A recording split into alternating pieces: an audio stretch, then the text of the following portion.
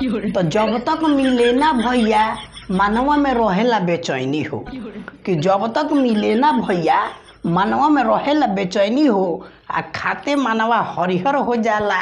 बड़ा कमाल के बा हई खैनी हो। हटाइए भैया लोग, अपना यूपी बिहार में सबसे डिमांड खैनी के होला। माने बुझ जाई कि एक बेरा जे खैनी खत्म हो जाला तो पूरा शरीर के बीपीए बढ़ जाला।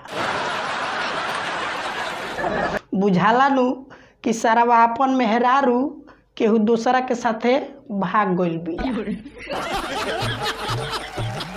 आगे सुनिए भैया लोग कि खाना मिले चाहे ना मिले, बाकी खैनी चाहिए रोजाना हो। कि खाना मिले चाहे ना मिले, बाकी खैनी चाहिए रोजाना हो। आ बिना खैले का कहीं साफ होला ना पैखाना हो। तो ये भैया लोग खैनी के सबसे ज़्यादा ज़रूरत बिहाने बिहाने होला।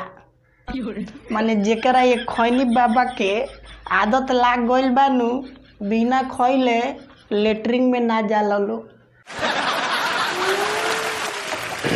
माने बुझ जाइए भैया लोग कि गैस केतनो बनल होई, लेकिन खैनी के प्रेशर ना जाई तो ले बहरी आवे के नामे ना लेला।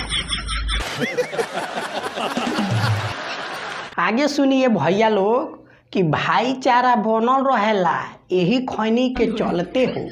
कि भाईचारा बनल रहेला यही खैनी के चलते हो। आ पूरा बाजार को के चली आवेले एक चुटकी मलते मलते हो।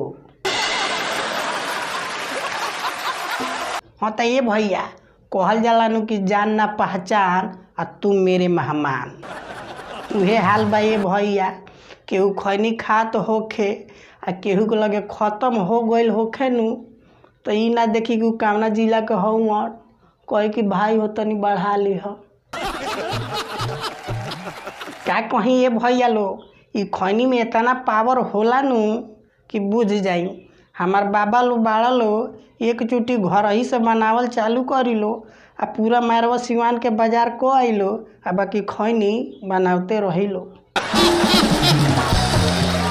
आगे सुनिए भैया कि पूरा यूपी बिहार में एकरे बा चर्चा हो। कि पूरा यूपी बिहार में एकरे बा चर्चा हो।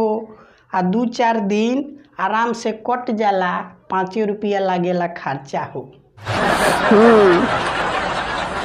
हाँ तो ये भैया लोग जितना हमने के यूपी बिहार के लोग खैनी खा के थूक देला, उतना रुपया में पाकिस्तान के खर्चा चलत होई।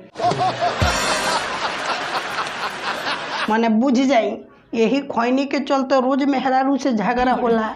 लेकिन धन्य बाणे वैसन वैसन बिहार आ यूपी के लोग मेहरारू छोड़ देले, बाकी खैनी ना छोड़ेले।